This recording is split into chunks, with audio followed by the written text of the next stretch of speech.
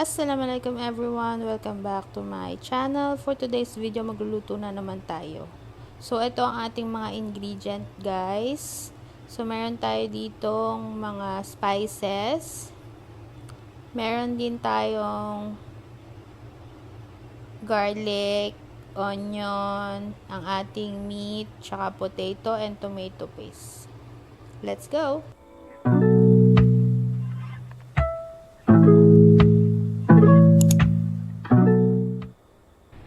So guys, dito, painitin lang natin tong ating pressure cooker. Actually, gusto ko sanang manual cook, hindi sa pressure cooker, pero matatagalan kasi tayo. So ito guys, painitin lang natin to.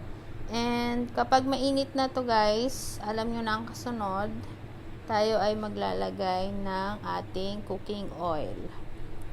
So, ginamit ko dito ay sunflower oil. Any oil pwede. Olive oil, canola oil. Then, lagay na natin itong onion, guys.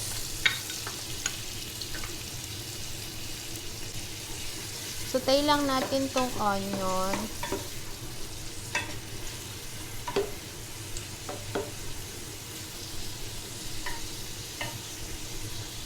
Then, syempre, after ng ating onion, guys, isunod na natin tong ating garlic.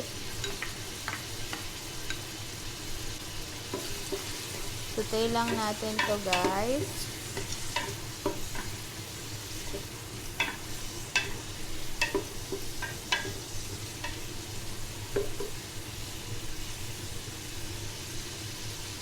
After ng garlic, guys, lagay na natin tong ating meat. Beef to. Beef cube. So, sutay lang natin tong ating beef dito, guys, hanggang ma-change lang yung color ng ating beef. So, kapag ganyan na yung kulay niya, guys, yung medyo nag-turn na siya ng brown, lagay na natin yung mga spices natin, guys. I-mix lang natin to, sutay lang natin yung spices natin, and lutuin lang natin ng mabuti yung spices. Yung parang nagmamantika na siya na something like that. Kasi mas masarap kasi kapag well cooked yung spices bago natin siya lalagyan ng sabaw or ng sauce.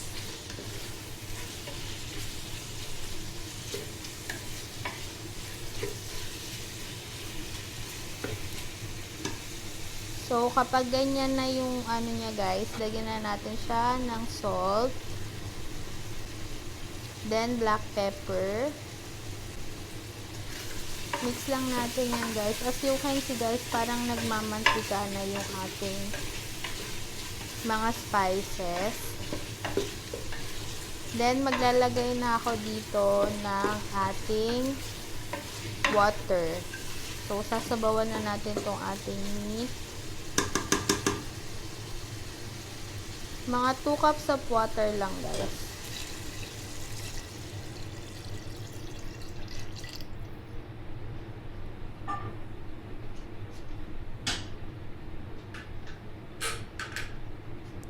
Then, cover lang natin to and ibo-boil ko to for like 30 minutes para lang malambot na malambot yung ating meat.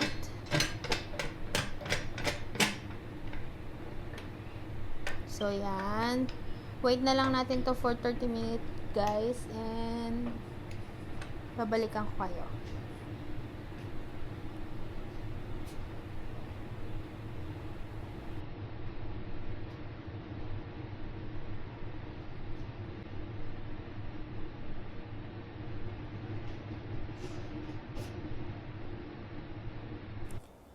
So, yan guys. Ganito na siya. After 30 minutes, malambot na yung ating karne.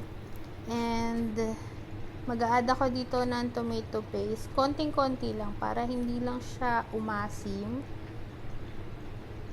So, ang tawag ko nga pala dito ay caldereta. Ha? Arabic style caldereta. So, ito yung aming beef stew.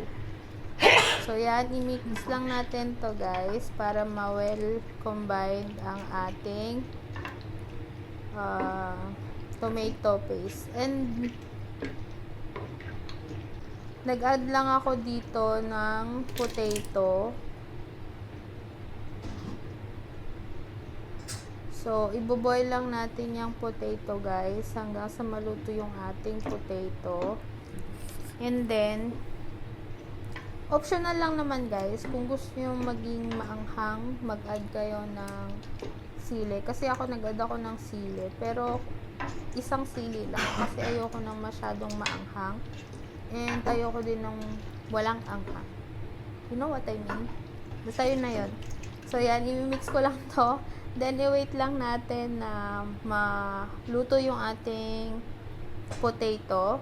So, i-cover ko lang to and i-boil ko lang siya ng about like 10 to 15 minutes para well cooked din yung ating potato.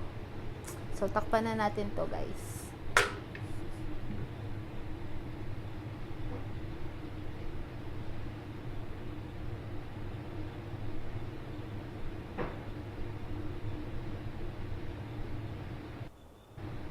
So, after 10 minutes, ayan guys. Excuse me po. So, okay na tong ating potato. And kapag ganyan na siya guys,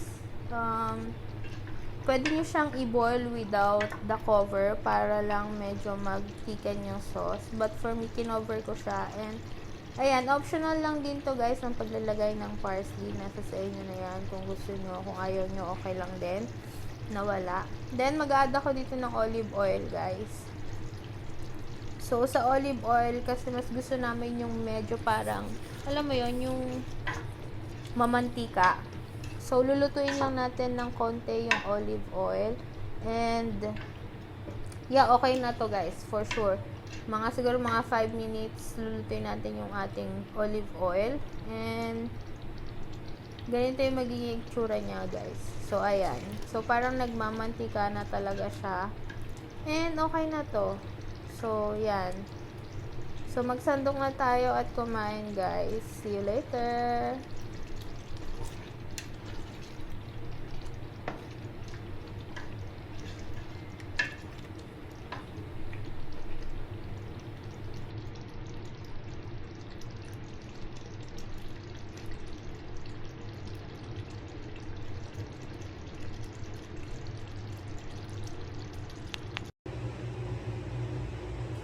So, eto na nga guys, ang ating Arabic beef caldereta. So, ayan, I hope na nagustuhan nyo tong recipe na to for today's video.